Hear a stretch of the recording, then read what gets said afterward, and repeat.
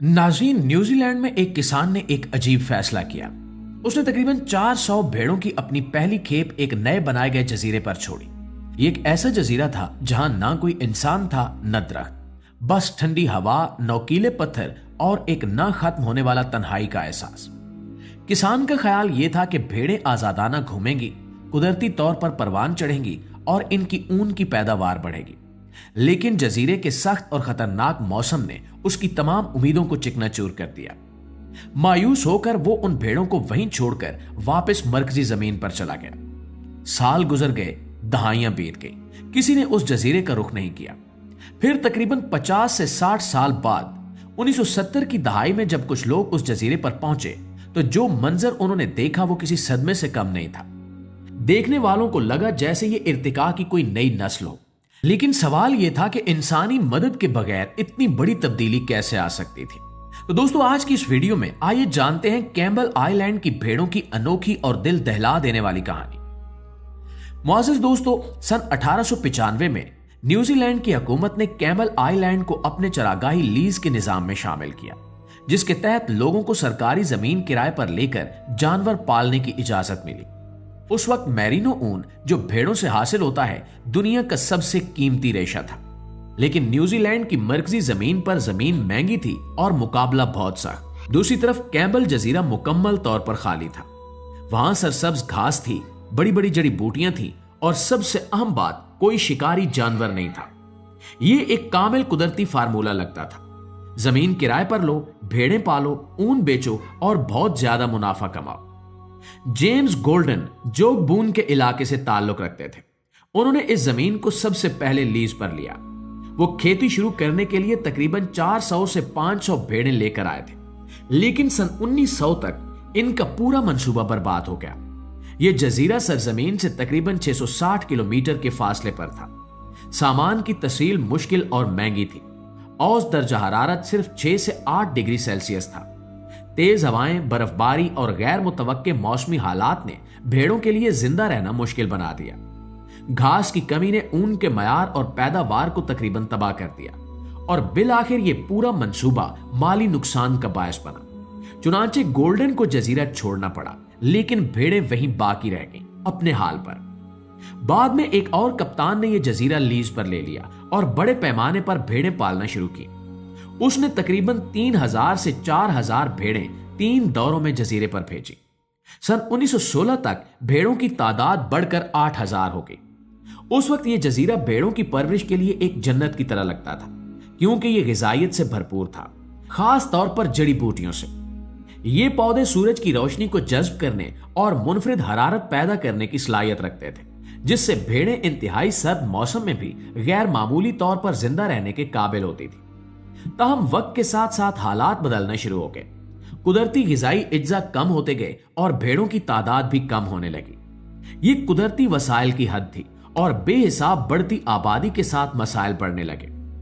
आखिरकार 1931 में इस बड़े मंसूबे को मुकम्मल तौर पर तर्क कर दिया गया।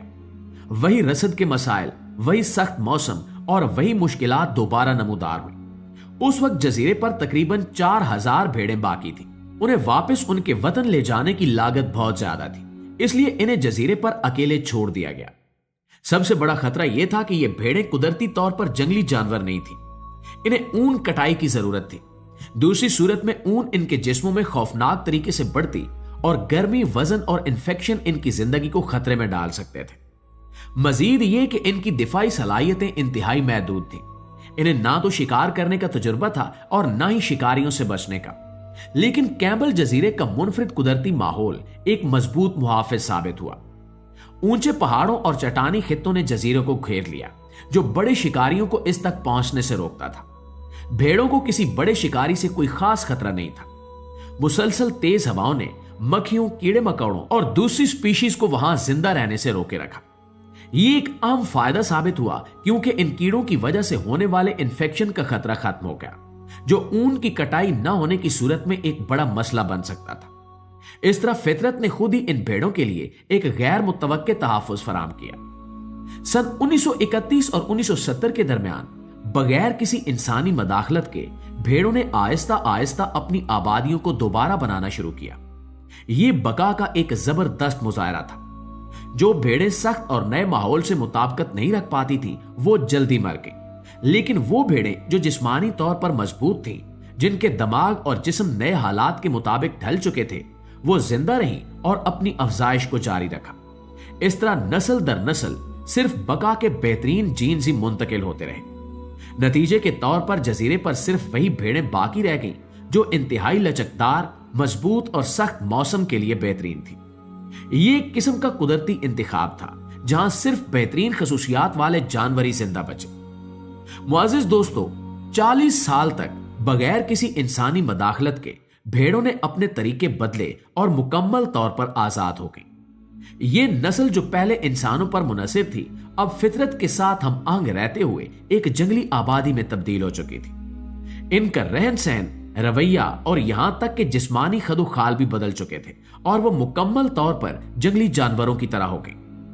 फिर सन 1975 में जब साइंसदान वहां पहुंचे तो इन्होंने एक नाकाबिले यकीन मंजर देखा। भेड़ों की जिस्मानी साख बदल चुकी थी, इनकी टांगें लंबी हो गई थी और वो अपने सरों को ऊंचा करके चलती थी। इनकी ऊन सर्द और तेज हवाओं को बर्दाश्त करने के लिए इंतहाई मोटी और सख्त हो चुकी थी। सख्त पौधों के इस्तेमाल की वजह से इनके जबड़े भी मजबूत और कदरे खमदार हो गए थे, जो इन्हें सख्त पौधों को चिबाने में मदद देते थे। इन्होंने इंसानी मदाखलत के बगैर अपने जिस्म पर उगने वाली इजाफी ऊन को भी झाड़ने की सलाहियत पैदा कर ली थी।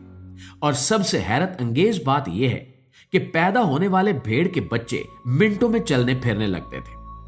ये एक खालिस जंगली बका की जबलत थी जो इन्हें फौरी तौर पर अपने माहौल में ढलने में मदद देती थी। कुदरत ने इन्हें बिल्कुल नए जंगली जानवर में तब्दील कर दिया था। वो मुकम्मल तौर पर जंगली और माहौल से मुवाफिक नस्ल बन चुके थे। नाज़रीन गिरामी, हुकूमत और माहिरीन ने एक और हैरानकुन चीज नोट की। उन्होंने देखा कि ये भेड़ें जो कुदरती तौर पर अपनी ऊन झाड़ देती हैं, वो ऊन जाया नहीं हो रही थी, बल्कि जजीरे की घनी झाड़ियों और चट्टानों में फंस कर महफूज थी। जब उस ऊन के नमूने लेबॉर्ट्री लाए गए और खुरबीन से उनका जायजा लिया गया तो साइंसदान दंग रह गए।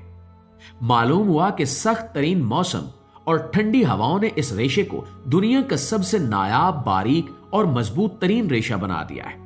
इसकी मुलायमत कश्मीर से भी कहीं ज्यादा थी और यह आम ऊन के मुकाबले में वजन में इंतहाई हल्की थी। हुकूमत ने फौरन इस सुनहरी मौके को भांप लिया और एक खसूसी टीम तश्कील दी, जिसने इस बिखरी हुई कीमती ऊन को जमा करना शुरू किया। और आप यकीन नहीं करेंगे कि अगले 10 सालों में सिर्फ इस गिरी हुई ऊन को प्रोसेस करके जब बैनुल अक़वामी मंडी में पेश किया गया तो यूरोप और इटली के बड़े फैशन हाउसेस इसके खरीदार बन गए। इससे इतना पैसा कमाया गया जिसने पिछली तमाम दहाइयों के माली नुकसान का अजाला कर दिया। यह वही सफेद सोना था जिसे कभी इंसान लाचारी में नाकाम समझकर छोड़कर भाग गए थे, लेकिन कुदरत ने इसे संभाले रखा और फिर सूद समेत इंसान को वापस लौटाया। इस ऊन की मांग इतनी बढ़ी कि यह न्यूजीलैंड की मईशत के लिए एक गैर मुतवक्के लॉटरी साबित हुई और आज भी इस नायाब ऊन से बने कोट और कपड़े दुनिया के महंगे तरीन स्टोर्स की जीनत बने हुए हैं। जी तो मुआजिज दोस्तों, अगर आपको आज की वीडियो अच्छी लगी है तो प्लीज इसे लाइक और शेयर करके हमारी हौसला अफजाई भी जरूर कीजिएगा। इंशाल्लाह आपकी खिदमत में हाजिर होते हैं एक नई वीडियो के साथ। तब तक अपना ढेर सारा ख्याल रखिए। अल्लाह निगहबान।